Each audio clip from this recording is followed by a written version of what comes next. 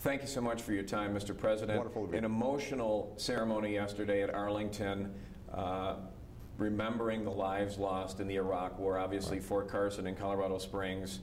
Soldiers, Fort Carson has paid a tremendous price, not only the soldiers themselves, but their families. Your thoughts 24 hours after that ceremony? Well, first of all, this should be an incredible season for homecomings. When you think about the sacrifices that men and women in uniform have made in and around Fort Carson and all across the country, it is something that we should take enormous pride in. Because of their sacrifices, regardless of the political debate that surrounded the Iraq War, Iraq has an opportunity now to build its own country, its own democracy, provide for its own security. And by the end of this month, all of our troops will be out of there.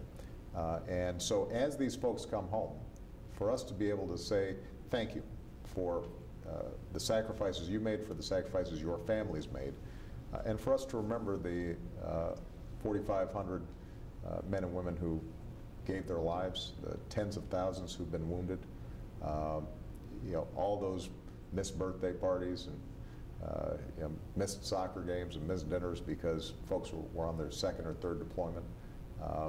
We should not take that for granted, and it is an extraordinary testimony to the bravery and courage and dedication and patriotism of our soldiers. And moving forward as they come home, not only as they remain in the military, but moving on, the cost that needs to be put into place. That's what we're hearing from the community where I live, that the government has to redouble its efforts financially to make sure that these soldiers and their families are taken care of because of the emotional and physical damage that this situation has caused. You're absolutely right. And one of the things I'm proudest of as president is that we have put more resources into the VA, more resources to help our military families than any time in the last 30 years.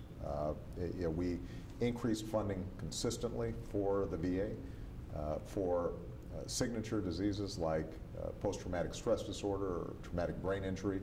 We have put not only additional dollars, but also staffed up so that those folks are properly cared for. Thanks to the great work of the First Lady and Dr. Joe Biden and joining forces, we've been able to mobilize private sectors, hiring of veterans, additional support for military families. The post 9/11 GI Bill is going to give them an opportunity, just like my grandfather had an opportunity when he came back from World War II to get an education and build his skills so that he can further his career. So all these things are going to be making a difference. But what I always worry about is as the war fades from memory and the 24-hour news cycle kind of moves on to new things, that we forget the sacrifices that have been made. And I want to make sure that we're staying focused on that for the remainder of the lives of these young men and women in uniform. Let's talk about topic A right here in Washington. I noticed the countdown clock in the press briefing room. That's sending a message. Right. What I'm hearing from our viewers is, what is it going to take from President Barack Obama instilling his leadership, using political capital to keep congressional leaders here during the break to get this passed? At what cost on the other end? Are you going to have to bypass leadership and go right to the rank and file to get something done? Well, look, there's no reason why we can't get it done. Keep in mind, this payroll tax cut was a bipartisan initiative that we were able to pass last year. And if it doesn't pass, then people's taxes go up $1,000 at a time when they can't afford it, and the recovery can't afford it. The economy is still fragile. And we can't take $120 billion out of people's pockets at this time. We also need to pass unemployment insurance. So is that going to be a part of it, do you believe, absolutely. at the end? And so what I've said to them is, we should not go home until this gets done. Now, there's a series of ways to do it. And what I've said to Republican leadership is, I'm willing to compromise, I'm willing to work with them, I'm willing to adopt some of the ideas that they may have in terms of how we get it done. But we need to get it done, and if not, then we're all going to be sitting here. Michelle and the girls, I'm sending them on to vacation. I'll be sitting here spending Christmas with members of Congress if if it doesn't happen. I have two daughters of my own. One is 20, one is 18. Both are in college. Both are excited about the areas that they're in, right. But frankly, they're saying, Dad, we're a little bit scared about the future. They're saying, what decisions are going to be made today by this administration that gives them hope 5, 10 years down the road in terms of job growth, income growth?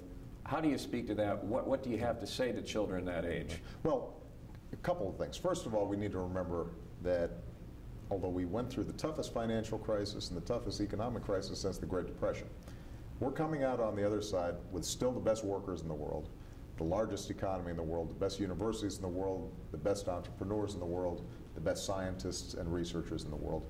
This should be our moment. We are an innovation society at a time when the whole world economy is moving towards innovation. The key is to harness all that potential and make sure that we're realizing it. And that involves improving our education system, and I'm glad to hear your daughters are well on track on that front.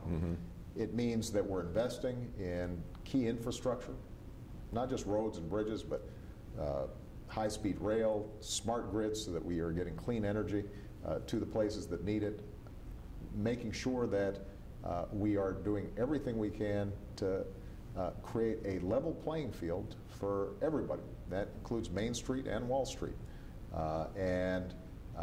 You know, so some of the regulations we put in place, for example, on financial reform, make sure that not only do we not have taxpayer bailouts anymore, but also make sure that consumers aren't being taken advantage of in the financial sector. We can't have a bubble-based economy. What we need is an economy that's based on making stuff here in the United States of America, and we're putting a big emphasis on advanced manufacturing. So your daughters should feel confident that we are working through the challenges that were created 3 years ago. We've now seen 21 straight months of job growth in the private sector, and we've now seen 9 consecutive months of, or 9 consecutive quarters of growth in our economy. We're just going to have to keep that going, and if we stay with it, I know that we're going to be able to make it. 1 year from today, we will know if you're a one-term president or a two-term president. Right. You won Colorado in 2008.